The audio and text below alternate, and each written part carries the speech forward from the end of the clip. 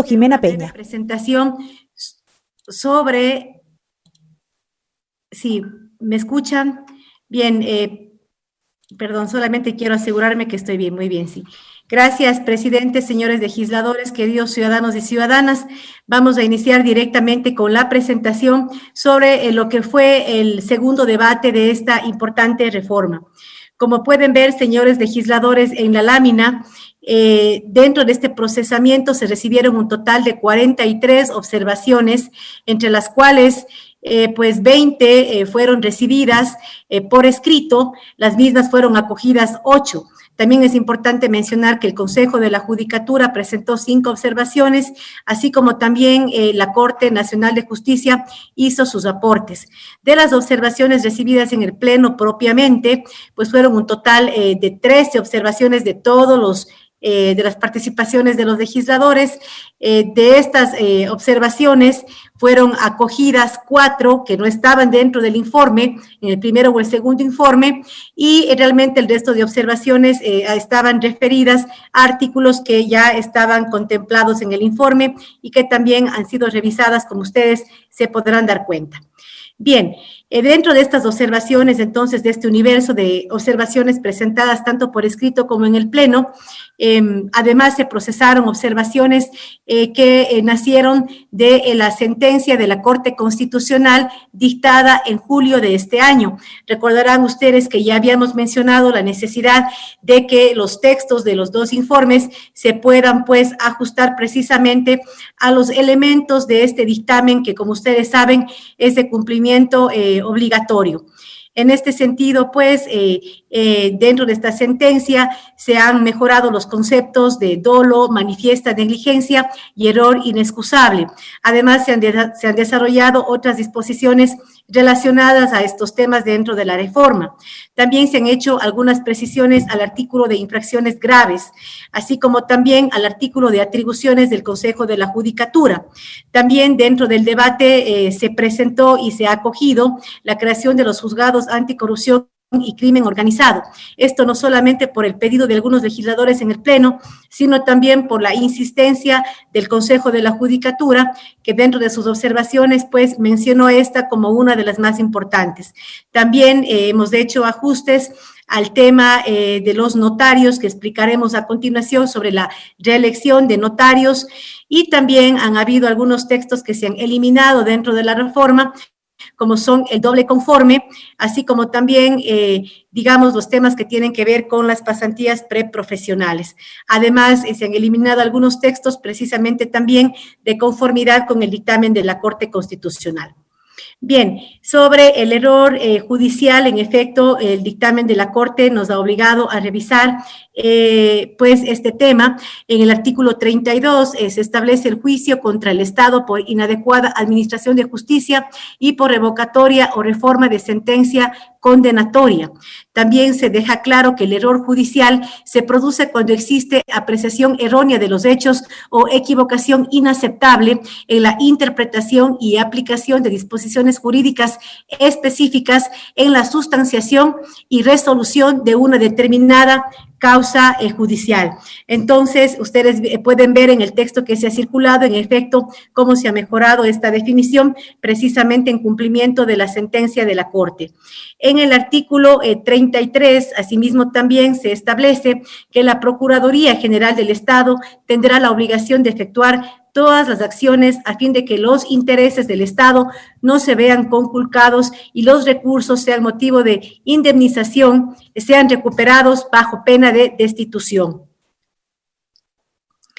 Dentro de la figura del error inexcusable, también en virtud de la sentencia de la Corte, se modifican los artículos 109.1 y 109.2 que se refieren a normas para el procedimiento disciplinario por dolo, manifiesta negligencia y error inexcusable. También se modifica el artículo 109.3 sobre los parámetros mínimos para la declaración judicial de error inexcusable, así como también el artículo 109.4 sobre los criterios mínimos para la resolución por dolo, manifiesta negligencia o error inexcusable. Dentro de este mismo tema de error inexcusable también se deja claro que cuando el sumario se haya iniciado por dolo, manifiesta negligencia o error inexcusable por petición de la o el servidor judicial sumariado, se realizará una audiencia pública en cualquier momento hasta antes de dictar resolución. Así también, al cometer una infracción disciplinaria por parte de los servidores judiciales, son susceptibles de suspensión o destitución. En las faltas por dolo, manifiesta negligencia o error inexcusable, el Consejo de la Judicatura valorará la conducta y podrá imponer, si es del caso, la sanción y podrá ir hasta la destitución del funcionario. Dentro del artículo de infracciones graves se modifica el artículo 108, precisamente para dejar claro que la servidora o servidor de la función judicial se le impondrá sanciones graves en caso de cometer actos indebidos, como es el caso de acudir en estado de ebriedad o bajo el efecto de sustancias estupefacientes al lugar de trabajo o consumir bebidas alcohólicas o sustancias estupefacientes en el mismo. También en el uso en beneficio propio de un tercero, información reservada o privilegiada a la que tenga acceso en razón de la función que desempeña. Esto también queda pues claro dentro del artículo de infracciones graves, así como también no proporcionar dentro del tiempo previsto por la norma la información requerida para la construcción, producción y alimentación de registros institucionales, verificadores de información estadística desagregada, derivada de obligaciones legales, constitucionales, convencionales y jurisprudenciales del Consejo de la Judicatura y otras instancias competentes de la función judicial. Asimismo, se hace alguna modificación al artículo 264, el numeral 4, dejando claro como atribución del Consejo de la Judicatura el velar por la transparencia y eficiencia de la función judicial y desarrollar acciones en la lucha contra la corrupción. También se mejora el último inciso de este artículo, estableciendo que el Consejo de la Judicatura podrá coordinar con la Corte Nacional de Justicia y los órganos autónomos de la función judicial previo a las decisiones y resoluciones que se adopten y que tengan relación con los ámbitos de las competencias de estos órganos. En el artículo 183, como mencioné, se establece una sala especializada de corrupción y crimen organizado.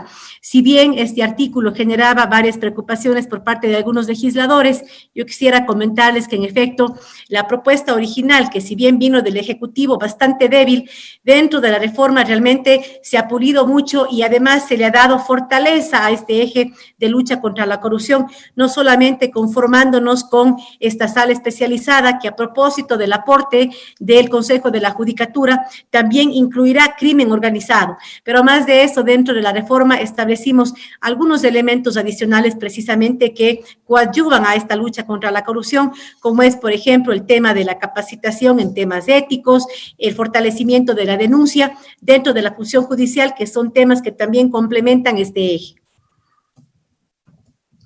En el tema de la reelección de notarios, yo creo que es importante enfatizar que este ha sido uno de los artículos sin duda más debatidos en el Pleno por parte de ustedes, señores legisladores. Sin embargo, creo que con esta reforma realmente creo que hemos generado consensos en el hecho de que en efecto se respete lo que establece la Constitución y que los notarios puedan reelegirse solamente por una sola vez y luego de haber cumplido con la evaluación de los estándares de rendimiento previstos en esta ley. Recuerden también, señores legisladores, que esta reforma también desarrolla esos estándares de rendimiento que si bien estaban dentro de la norma constitucional, los mismos nunca fueron desarrollados. Ahora ya estamos desarrollando estos estándares de rendimiento y dejando claro que los notarios podrán ser reelegidos por una sola vez, cumpliendo los estándares de evaluaciones previstos en esta misma ley. Además, por el pedido de varios legisladores, se establece una disposición transitoria que voy a dar lectura. Por esta única vez, las notarias y los notarios que ingresaron mediante concurso desde el año 2013, que hayan concluido su primer periodo y se encuentren en funciones prorrogadas, podrán ser reelectas o reelectos para su segundo periodo conforme al artículo 200 de la Constitución, siempre y cuando hayan cumplido con los estándares de rendimiento establecidos en este Código Orgánico. Esta disposición trata de dar claridad precisamente para que el Consejo de la Judicatura pueda proceder de manera adecuada con aquellos notarios que se encuentran ya en funciones prorrogadas. Nótese que aquellos notarios que en este momento estén cumpliendo su primer periodo, obviamente hasta que termine su primer periodo, ya esperemos que la norma esté vigente, de tal manera que para esos notarios que todavía están desarrollando su primer periodo, una vez concluido el mismo, pues se aplicará ya la reforma que estamos aprobando esta noche, es decir, luego de que cumplan con sus evaluaciones, podrán continuar con su segundo periodo, como establece esta reforma. Entre los textos, señores legisladores, que se eliminan precisamente a pedido de algunos legisladores está el tema de la doble instancia en materia contencioso, administrativo y tributario, el doble conforme. Estos, señores legisladores, a pedido realmente de los mismos jueces de los tribunales contencioso, administrativo y tributario que expresaron preocupaciones con esta parte de la reforma. A su vez, también acogimos el llamado del Consejo de la Judicatura que nos decía que por temas presupuestarios realmente esto podría ser inaplicable. Así es que, en virtud de esas observaciones, hemos procedido a eliminar esta parte de la reforma. También, asimismo, hemos dejado de manera el texto vigente para las prácticas preprofesionales, que también han sido algunas alertas o preocupaciones que fueron recibidas en este proceso de segundo debate.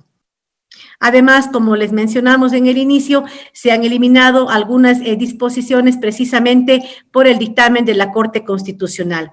Bien, en esta última lámina, señores legisladores, un resumen de los temas que están siendo modificados en este documento final de votación que está puesto a su consideración. Son los archivos judiciales, la lucha contra la corrupción, el fortalecimiento de la función judicial, justicia abierta, domicilio electrónico y citación vía telemática, reformas al Código Orgánico de Procesos y periodo de lactancia y vacancia judicial.